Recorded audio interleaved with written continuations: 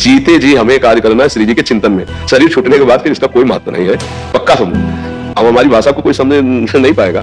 जीते जी सच्चिदानंद भगवान का भजन नहीं किया, मरने के बाद दुनिया के आप उससे कुछ जीते जी राम कृष्ण हरि बोला, इसके बाद इस शरीर को गटर में फेंक दो, कुछ फर्क नहीं पड़ता, क्योंकि मैं तो परम पद में चला गया। इस शरीर को क्या है, सांप अपने बिल में चला गया, केचुल को कुछ भी करो, आप आरती उतारो चाहे डंडे से मारो, केचुल में क्या फर्क पड़ता है। ये केचुल है, ये केवल बॉडी जो है आप देख रहे हो, ये पांच भौतिक रचना केवल है। मेरा स्वरूप सच्चिदानंद है, वो अपने स्वरूप में स्थित हो गया। अब जिनके कोई नहीं, मान लो जंगलों में संत महात्मा रहते थे और शरीर छूटा हुआ पड़ा, वो कोई दाह संस्कार करने वाला थोड़ी होता था। जंगलों में जो रहते थे, कुत्ते सियार कीड़ा मकोड़ा खा करके हड्डी पड़ी खत्म, खेलो, तो उनकी दुर्गति थोड़ी होती। वो जीते जी प्रभु में पहुंच चुके हैं। अच्छा, जो जिंदगी में पापाचरण किए, अब उनके मरे शरीर को तुम दुनिया में चाहे जहां पवित्रता से ले जाओ, उनको अवश्य में भोक्तव्यम कृतं कर्म शुभाशुभम, उनके कर्मों का भोग उनको भोगना पड़ेगा ना।